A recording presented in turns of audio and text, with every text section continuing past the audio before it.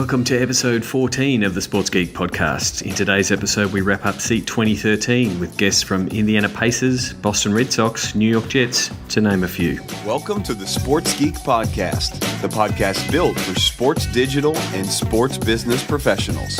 Now, here's your host, Sean Callanan. Thanks, DJ Joel. My name is Sean Callanan from Sports Geek. This is episode 14 of the Sports Geek podcast with some of the interviews from Kansas City, Seat 2013. On this episode, I'll chat to Kevin Naylor from the Indiana Pacers and Steve Connolly from the Boston Red Sox about the development of the IT space over the 7 years that they've been attending Seat. Also, lucky enough to have Russell Scabetti back on the show. He gets time to fire a few more questions that he didn't get to ask Paul Greenberg in his CRM Q&A session. We also talk to some of the Team Black Shirts, the intern team that helped make sure that Seat 2013 ran smoothly and how they're finding their way into sports. And we wrap up this podcast with an interview with an exhausted but inspired Christine Stoffel on the back of another successful Seat conference. So let's get started. And here is an interview with a couple of good mates of mine, Steve Connolly and Kevin Naylor.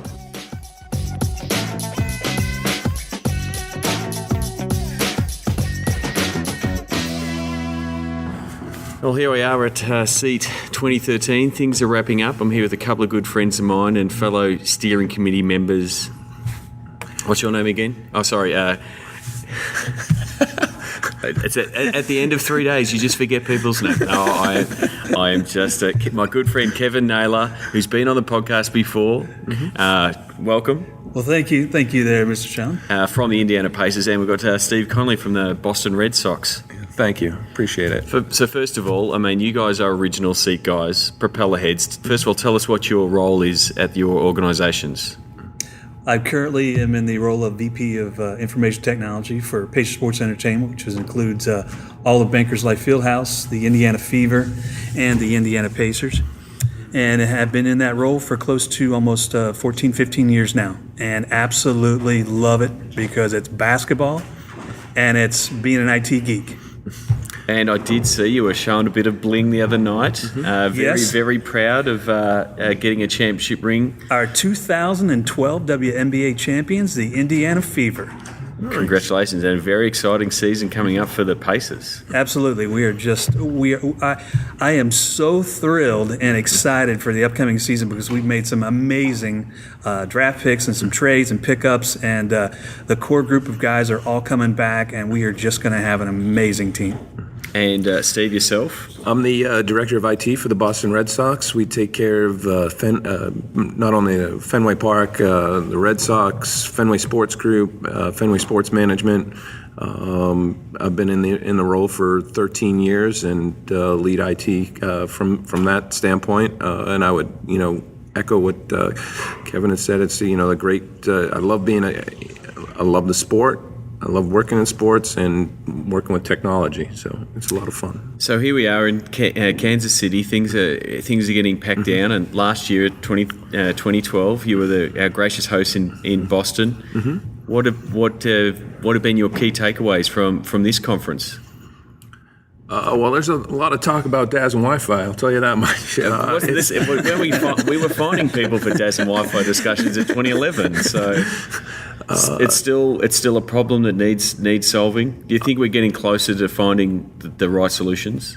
I do. I think we're at the point of it's no longer voodoo, and there's a roadmap and how to address, with being able to enhance the fan experience. I think the whole key of DAS and Wi-Fi, it's the road, it's the infrastructure. One of the takeaways that I get is, if you don't have that, then you can have as many widgets or cool applications or whatever, but they got to work, and then you got to deliver the data to the fans. And if I look back at the tweets going from the conference on the hashtag Seat 2013, one of Dan Magala's was the most tweeted, and he said Wi-Fi should be a resource like restrooms are a resource at stadiums, and that is becoming the the expectation of fans. Commodity. Picking up your and then guest phone. they'll want Wi-Fi in the restrooms. Yes. Of course.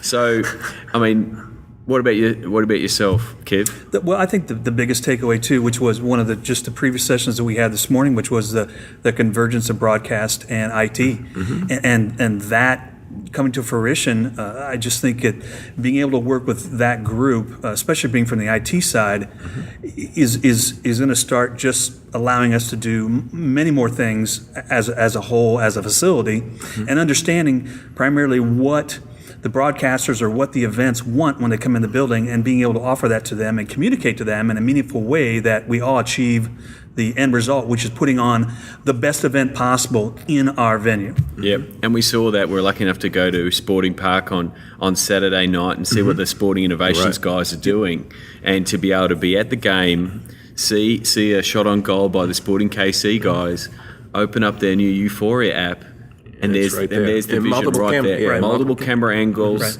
and that doesn't happen if broadcast isn't playing alongside. So they're cutting it for the broadcast, but they're making sure the digital guys are getting it straight away. And that's, it does help that the Sporting Innovations are managing the whole pipeline. The seamless integration of all of this coming together. Right. Yeah, and so that will, that's the stuff that will enhance that fan experience. That's been one of the big terms for the conference, both in the social digital side, but also, the stadium architecture. We just saw the guys from the Barclays Centre take through both their app for the centre itself, but then also how it integrated with the team app, and just to make it a better experience, whether it be getting through the concession line, getting the video, upgrading their seats. Right. Just going a bit of history with SEAT. I mean, how many SEAT conferences have you guys been to? Are you alumni of all 7? I'm in 6, I think. 6 as well. Yeah. I missed the first year, I think, which was Arizona. Yeah. Well, I'm 3. Christine Stoffel's done an absolutely remarkable job. I was there in 2011 when it was in LA, and it was just the propeller heads. It was just us guys. Yep. And good friend of ours, Shane Harmon, and I were the only digital guys. So who are these newbies coming in? But now to have these 2 extra tracks and to have teams bringing multiple people, how have you seen the transition from those first years where it was all you CIOs and IT folk getting together trying to solve these problems? How have you seen the change with the expansion of the conference? Well, I personally think it's a reflection on how the business has changed as well, and teams trying to get a hold of or wrap their arms around what the fan expectation, Facebook, Twitter, what have you, that on the social side, and working with IT to make that all work together. It's there's a convergence that has to happen not only at the conference, but within the office as well. Yeah, and it is breaking down those silos. Like you have all these CRM guys say, we want all this data crunched, but they need servers, they need they need database tuned, they need to get the access to the APIs, they need to be able to get their data out. Right. Like we were talking before with Christy King from the UFC, one of the biggest problems they have is they take all this great video, but they can't smash the bandwidth in the stadium to get it out. So there's looking at technologies where they can, get it out without taxing the bandwidth of the stadium, because they want that for the fans. So they're some of the things that you've got to look at. Thank you very much for coming on the show. I look forward to seeing you guys in New York. Yes. For 2014. Yes. Next year. I want you to both take yourselves a Sports Geek stubby holder and think of me when you're having a bud over the next couple of months. You got it. And thank you very much for coming on the show. Thank you. Thank you, mate. No worries. Go to sportsgeekhq.com for more sports digital marketing resources. Thanks to Steve and Kevin there. Geeks after my own heart. It's actually funny when we're touring around stadiums, what they want to do is they don't want to look at the ground and the locker room. They want to look at the server room and also see how many lines they've got coming around, and they want to check how secure the Wi-Fi is. So they're always on as far as keeping up to date with the tech, but those guys is that they understand the business side of IT. So the importance of working with the CRM guys and the digital guys And the reason that they are putting in the technology, whether it be the Wi-Fi and the DAS, and making sure their arenas are ready for the smartphone fan, they understand that's what they're trying to deliver. So my next guest for this Seat 2013 podcast, as I said, had a few interviews with a few people on the last day. Lucky enough to have Russell Scobetti back. You'd know Russell from episode 10 of the Sports Geek podcast. Russell's from thebusinessofsports.com. And also he's works in the CRM and is a CRM specialist for the New York Jets. And he had a really good CRM session, QA session with Paul Greenberg, as he said on episode 10, the godfather of CRM. And it was a really good discussion of how sports fits in the CRM space, how they're using it, and also where Paul sees CRM going. So we're lucky enough to continue that conversation as Russell had a few more questions to ask and talk to Paul about both Seat, the sports CRM space, and where he sees CRM heading.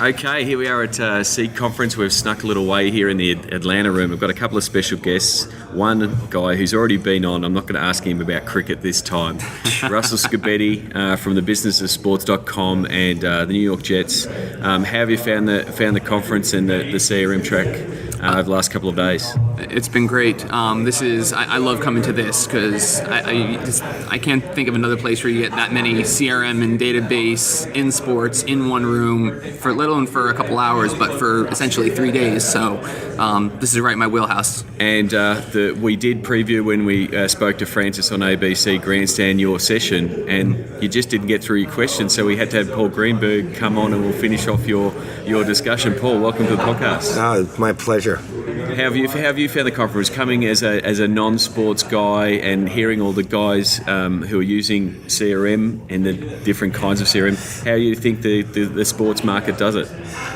Well, I'm like sort of on one level I'm mind blown, on the other level I'm mind blown. Okay, I'm mind blown on the good side of it that there's some brilliant stuff going on in sports on the tactical level, like amazing things. And particular teams are doing fan experience stuff, or they've got a particularly great implementation of CRM or whatever. I mean, it could be multiple things. I'm mind blown with the minus sign in front of it on the fact that they're not as strategic as I would hope. I mean, they're not focused on the programmatic institutionalization of the practices across the board. They're not focused as much on. They're focused very heavily sort of on ticketing, and they're not focused around on the broad sense. They're not focused the around customer relationship side of it. Really, around how the interactions go with the fans directly. And there's a little less of a focus around that. On the other hand, the opportunity here is just staggering, and the quality of the practitioners is like, wow. I mean, I go to lots of conferences, believe me. I spend 150 to 190,000 miles in the air every year. So, and you want to have a shout out to an airline anyway? Maybe get a free upgrade. The airline I travel on is not one I give a shout out to. In fact, I'm happy to diss them though publicly. So one of the things I did like about your session, and Russell, you raised it about social CRM, and you pretty much said, well, we've got to drop the social because it's just part of the game. Russell, you had some extra questions that you wanted to talk to Paul about. Here's your forum. What else did you want to get out of Paul? No, I mean, that's actually good. I think the next one on the list was building off of that social CRM question. It came down to social listening. With CRM and the idea of aggregating all of this relationship information, everyone's trying to figure out what's the right strategy on social listening, in particular, identifying social influence, and how do we interact and reward with social influencers compared to rewarding those that have more of that high spend type of customer. How do we balance the two? So that would be my question. What do you see in that social listening and social influence space that we can learn from? Let's start on the social listening side. There's this, I'll call it like industry kind of, it's sort of a overstated mantra about social listening being the first step. It's not. It's actually a precursor to what the real first step, which is taking action on what you hear. I mean, that's really what this is about, right? And so if you're, let's say teams of any kind are decided that, okay, well, we're going to implement some form of social listening, and what we're going to look for is negative sentiment, positive sentiment. We're going to look for, find out who the key influencers are. We're going to look for spikes in something. We're going to, positive or negative. We're going to look for competitive discussions. We're going to look for opportunities. I mean, you can do all that with the listening platforms that are out there, but that's never actually the question. I mean, there are companies outside of sports that spend millions of dollars a year on this, and they get reports, and these reports say, okay, negative sentiment, positive sentiment, blah, blah, and they do nothing. And they literally do nothing but read the report. And in sports, I mean, the sentiment can change. You have a couple of bad weeks and everyone hates you, but it doesn't really change their passion for the team. It's just showing that how much it hurts. Look, so the sentiment can get muddied in sports. You're nailing it. You're nailing the key, actually. Look, if you go into hashtag Yankees on a given day, I mean, if you actually paid attention to that, you'd literally shut the team down and get out of New York as fast as you could. I mean, I work with the social guys, and sometimes they're reading the Facebook feed or the Twitter feed, and if there's a bad performance or something, that they just get smashed. And I say, you just have to step away and let the fans show their passion and vent. They're not having to go at the team or the operator. It's just how they go. Team. So how do you go from that social listening, crowd listening of here's what they're saying, to an example like you gave in your presentation, where you see someone complaining about their tickets and you can have that transactional conversation with that one fan? Do you want to just quickly recap that story you told? Yeah, the story essentially, and this team was working with, was put out a search for the team tickets, and found a guy who decided, who had tweeted recently, starting to second guess my decision not to renew my tickets.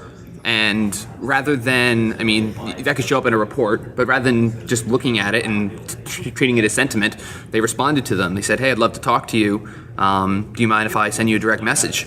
The guy responded, said, yeah, who are you? What do you want to talk about? And explain, I work for the team. I saw your tweet and just wanted to, let you know, see if I could help you with anything. He goes, yeah, I thought about it. The tickets were too expensive. And they had a little bit of a dialogue back and forth. And ultimately, the guy said, well, thanks for letting me know. Listen, I'll reach back out to you. I'll think about it in the next couple of weeks. And it didn't even take a couple of weeks. Literally 2 days later, the guy sent a direct message back and said, hey, I'm ready. I think I want to do it, but what's the best you can do at this price point, what he was comfortable with? Got a phone call from the rep and closed them that day. And this is and the thing is, fans are getting, you don't get to pick your communication channel. They will communicate in the channel they want. And from a cost point of view, it's far easier to have that conversation on Twitter and have that backwards and forwards, because you can get them to the close to go, oh, here's the link, just sign in and you're done, compared to the 10 to 15 minutes you might do on the phone. I mean, you still have to close in that sense, but if you can accelerate that with that social, having a team that's looking for that kind of stuff, I know we've done it, especially with teams that are just starting out. I say from a social point of view, you have got to be over servicing that market to be there all the time. Within a big established brand like NFL teams, NBA teams, they shouldn't neglect those principles. So is it a tool, or is it more of a process to get that kind of thing right? Well, I mean, ultimately you assume this. There are multiple communications channels you have. There are channels where on the one hand you literally communicate, and on the other hand you're tracking for data purposes. On a third hand, you're using that data for insights, which allow you to communicate better. All right. Each of those channels, because they are separate channels, has a different protocol associated with it. So, for example, if it's Twitter, there's an expectation of a very quick response. If it's a phone, most people are just pissed off that you don't get a fast response, but they can live with a slower response. If it's email, there's hours to a day or whatever involved in that level of response. With Twitter, if it's a problem, there has to be a very rapid escalation. So you have to have somebody who can respond, again, quickly, but maybe at a more supervisory level. And then so there's issues of how you empower employees and staff there. You have to know the protocol for every channel. That's the nature of my hand, right? It moves on its own. And I guess the other thing with, we all, on Twitter, and it's great, but it's very hard because that customer expectation is very tough. Like you see that single case and a team or one of their staff might reply, but then if you start replying to fans at 9:30 at night, 10:30 at night, on weekends, that becomes the customer service expectation. So you've got to have that balance. Sure. Paul some of this came up in the conversation yesterday, and Paul had a great point. I'm going to steal it from him, and it comes down to it's a basic expectation of service. I mean, you have to maintain that level of being able to resolve problems and be able to make it easy for people to do the things that they need to do or get the answers they need to get. It doesn't mean you always need to be answering every tweet or engaging with every social channel or going above and beyond, because what's going to happen is, to Paul's point yesterday, you're going to raise the bar and create an unmanageable level of expectations. You can't staff it, and the customers will find you're creating disappointment.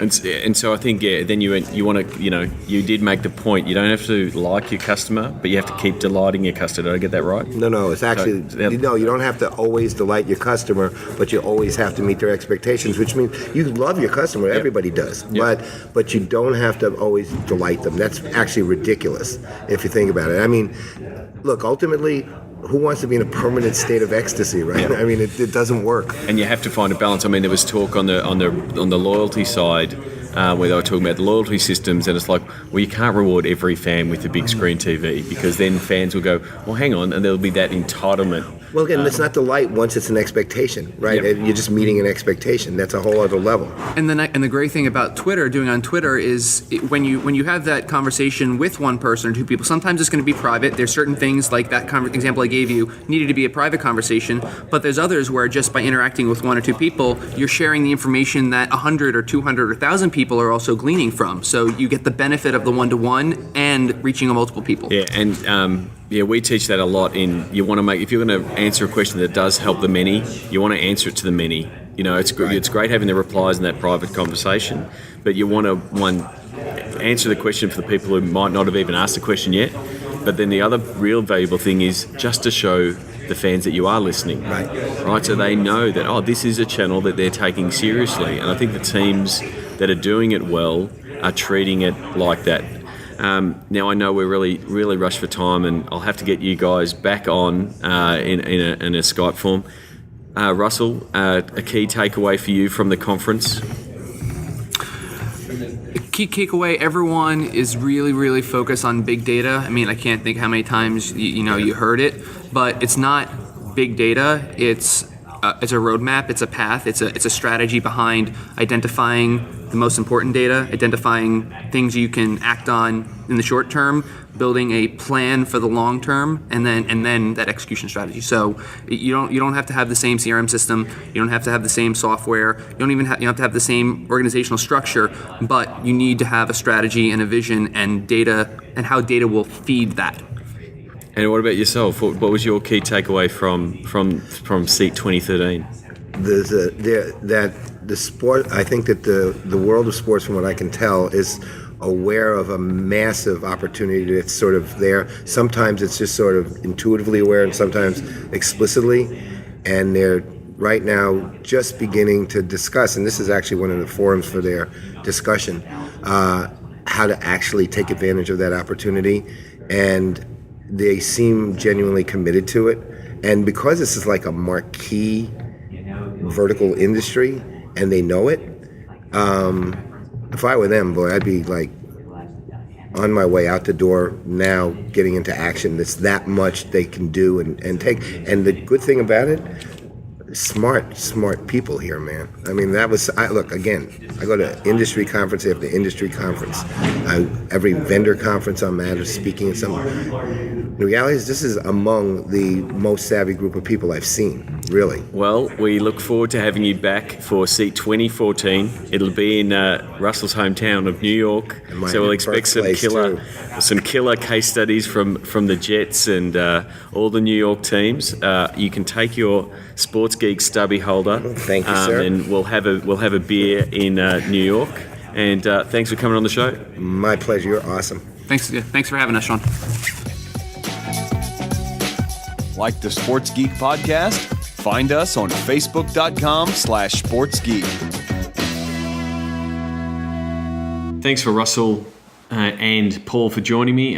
Kudos for Russell as a member of the SEAT steering committee for the CRM track for getting Paul along to SEAT. A really good get, as I would say, and brought a lot to the conference, joining in with the discussions and the Q&A and just the general networking. Wealth of knowledge in the CRM space. If you're looking to increase your knowledge on CRM, both of those guys online from a Twitter point of view, but definitely their blogs are well worth reading. I'll share the show notes links to their sites.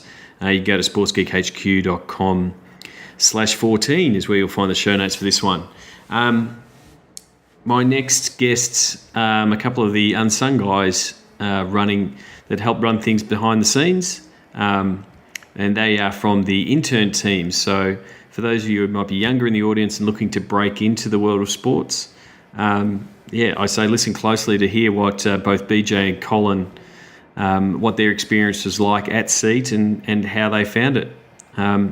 So here it is, my interview with the Team Black Shirts.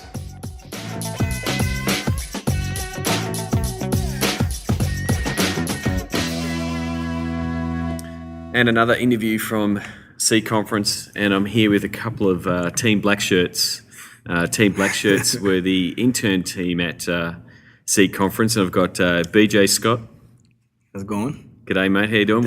You're on episode 1 of the Sports Geek podcast. I was. One of the alumni. One of the alumni. And Colin Stoffel. How you doing, Colin? Good, dude. I'm doing great. First of all, tell us, you guys how many conferences have you been to? This is my second seat. Second one? And This is my second one as well. second one? Yep. And obviously your mum, or your mom, as we would say over here, Christine, has done an amazing job with the conference. Absolutely. And, I'm very proud of her. Very proud of her. And the thing is, it's just gone seamlessly, and that's a lot to Team Black Shirts. You were running around, making sure everyone was sorted. There hasn't been a hitch for the whole conference. So congratulations to you guys. We appreciate it. We appreciate it. It's our job, and it's a good time. And from a networking point of view, I mean, one of the biggest things I love about SEAT is the networking events. The fact you get to meet people, and everyone's really open, and we're always talking work, whether it's between the breaks, after the sessions, in the networking events, and obviously in the bars later. Of course. You guys done a bit of networking over the last couple of days? I have. It's been an awesome opportunity for me, coming out of school in California and looking to get into this. So your school was California Lutheran University. Yeah, and you've just graduated. In May. In Congratulations. May. Thank you very much. And what about yourself from a college perspective, Colin? From a college perspective, I actually just got my associates in May, and I was going to be pursuing my degree in engineering at ASU, but I decided to sidetrack it a little bit, and I'm actually going to be leaving for the Navy in February. Congratulations. So, yep. Thank you. Congratulations. That's a big step. Yep, very excited for that. But I will definitely make sure that every year I try to be an integral part of SEAT and do my part, as far as, because it's kind of a family business as of right now. And so to make sure to be here and help out and do everything I can. So I mean, to people who are listening who are trying to break into the sports business, what are some of the things that you guys have done? Because it's a very competitive market. Sports is very, it's a highly attractive vertical.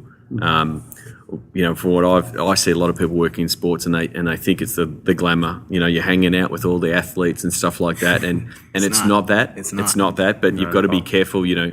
I do see people working in sports that I would term jock sniffers. That all they want to do is hang around with the athletes.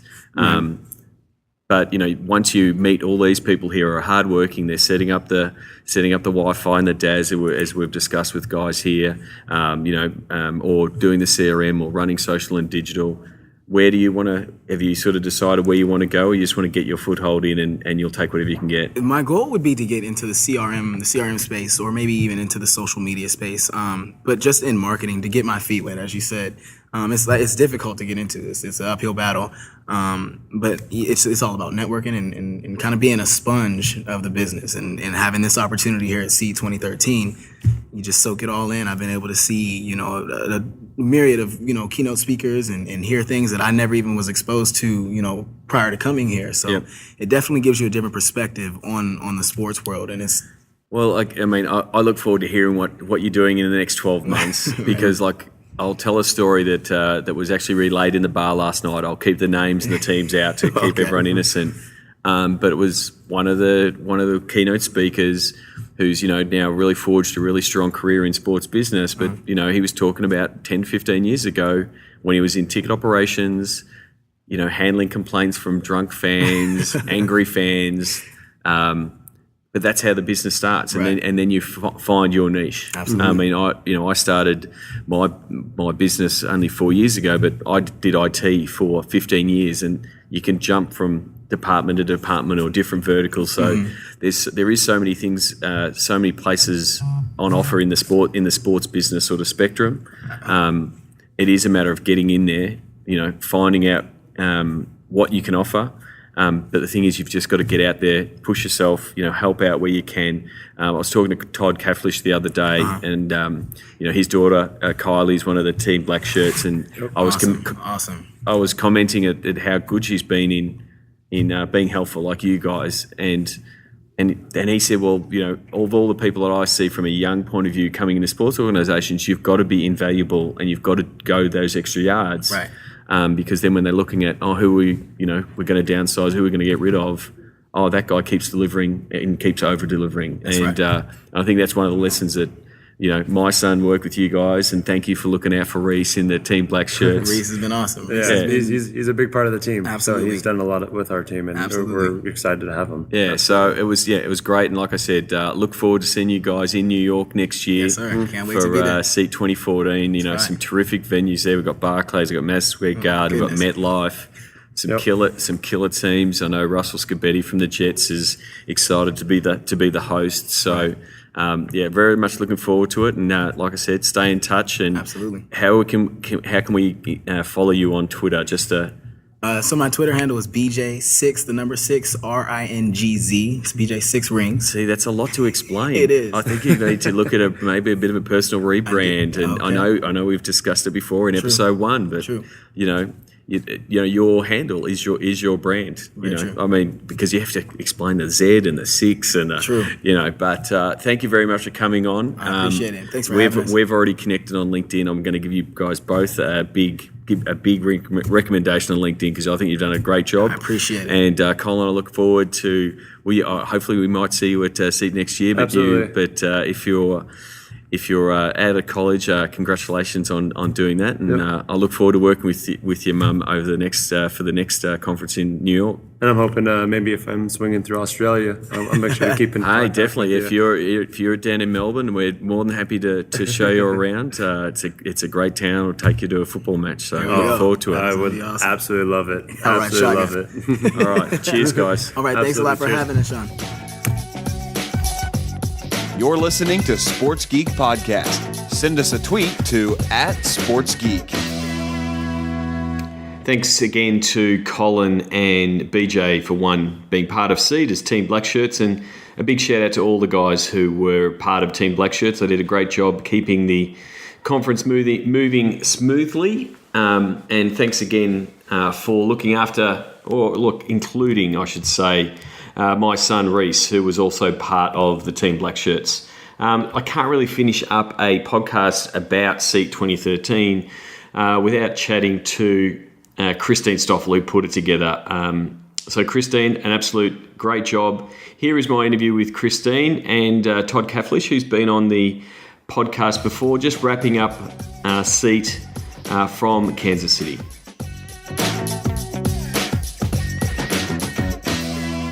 There we have it. SEAT 2013 is wrapped and it's in the books, and I'm joined by one very important person and also Todd Cafflish. So we also want to, first of all, introduce Christine Stoffel, SEAT 2013. Have you still got your voice? That's the first question. I do for the most part. It goes in and out, but for the most part, yes, I still have my voice. And so how have you found it? Kansas City has been an absolutely remarkable host city. Absolutely. I mean, Kansas City really rolled out the red carpet. The venue, the hotel, remarkable. I couldn't have asked for better customer service. There were no issues that weren't addressed right away.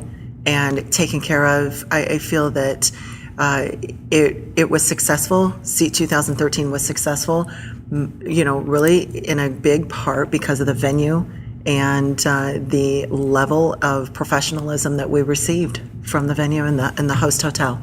Yep, and Todd Kaflish, who's been on the Sports Geek podcast before, what's been your key takeaway from the conference?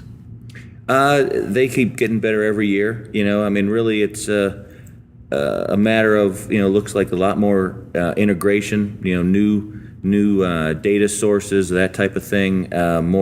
More data and business analytics, both on the business and performance, player side of sports. Every year it's always something great and new and cool for propeller heads to take back to their teams and play with. And Christine, I've said a couple of times, I'm really thankful to be part of the conference and to see it grow from when I was part of it in 2011 to seeing both the social digital track and the CRM track really grow and really build upon what happened last year in Boston. What's your both feedback of what you've been getting, and how do you feel right now after putting on a conference like this? I am actually so excited. Everybody keeps asking me if I'm just like exhausted. I am so excited and uplifted and energetic. The feedback has been phenomenal. Everybody, the content was rich and it was deep, and everybody walked away knowing that they just got so much out of this. They learned a lot. They built a lot of new relationships, and it wasn't just peer-to-peer relationships, but it was new relationships with a lot of our sponsors as well. The content was great. The venues were great, and it's just excited me even more for next year. And Sean, you've been a part of it for so long, and Todd, you as well. At the end of each conference, we do kind of a wrap-up session. And we just finished that. And the wrap-up session is just it's a very low-key session to where we hand around mics and we talk about what worked, what didn't work. And the feedback that I get every single year creates the program for next year. The changes that people want, whether it's timing, whatever it may be, I absolutely take every single bit of that feedback and build a program for next year. And I'm excited. I cannot wait. I don't know that I'm going to really even take any time off because I'm so excited to start working on next year. So that leaves us with the question, next year, where are we going? We are going to New York City. And we are actually, New York City is a great city. We've got the leagues there. We've got so much to see. Barclays Center, Madison Square Garden has done some amazing renovations there, and they really want us to showcase that. Of course, the New York Yankees have a new stadium. The Jets and Giants have a new stadium. The Mets have done a lot of work. There's so much to see, so we've really got to figure out, what we can actually make time for. But everybody seems to be really excited about going back to New York City, and we will probably make this a path for about every 4 years, going back to New York City. And but other than that, we're going to just keep traveling all over the U.S. and hopefully the world. And so, Todd, over the next 12 months, as a steering committee member like myself, we get to stay in touch and help develop the program. I was talking to a few of the CRM guys. This was their second year, and they're like, "Oh, last year was good, and this year we want to change some things." And I'm like, "It's your conference, guys. You drive it. If you want more deep dive sessions on how to do stuff." And so, talking to guys like Aaron Lavallee and Russell Scobetti, they're like, "Yeah, we're going to step up and take charge of this part of the conference," and that's the beauty of the conference. We get to mold it, don't we, Todd? Absolutely, and it is really kind of neat to see that it's really evolved. Thanks to Christine's hard work and the other committee members, just where it's really blossomed on the CRM side, and there's been so much more participation there.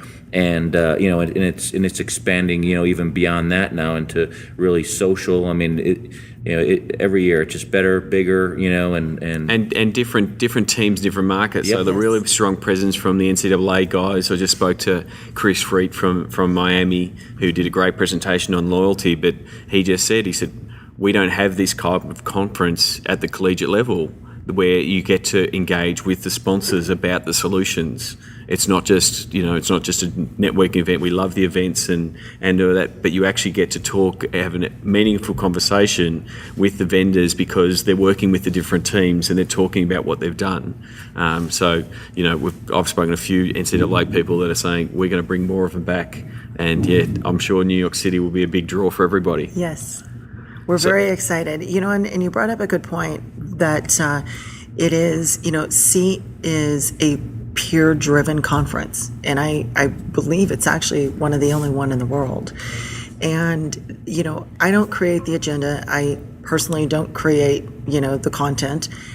It's gathered from the industry professionals and those that live and work that are deep in the trenches. And that's what makes it so compelling. It's peer-to-peer, and we take suggestions every single year. Right now, we're already, our roundtable, our open roundtable took suggestions for, what kind of topics, what kind of panels, what kind of changes should we make, how should we do deep dives, so we're already really building it for next year. I mean, that's why I'm so excited. I can't wait to start putting it to pencil.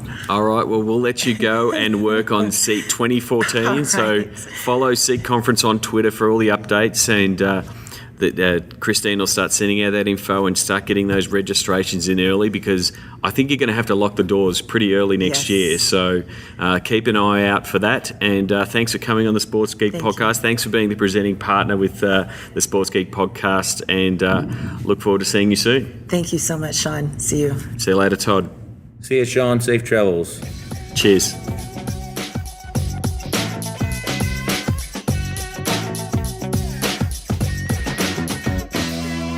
Well, that's a wrap from the SEAT 2013 edition of the Sports Geek podcast. Thanks to all my guests on this show. I've actually got one or two more interviews that I will include on future episodes, but back to normal programming as of next week, or as of the next podcast. You can find these show notes at sportsgeekhq.com/14. If you can do me a favour, and also do Christine a favour, please share this and tell more people about the experiences you had at SEAT. And if you did suffer from FOMO, as we were trying to achieve in sending out all the tweets and information from the conference, we'd love to see you at New York for SEAT 2014. That's it from me. I'm going to leave you with the sounds of the game this week, courtesy of our friends at Sporting KC. This is the noise that you would hear at Sporting Park as Sporting KC would go in for a free kick. My name is Sean Callanan from Sports Geek. You can find me at sportsgeekhq.com. And until next time, cheers.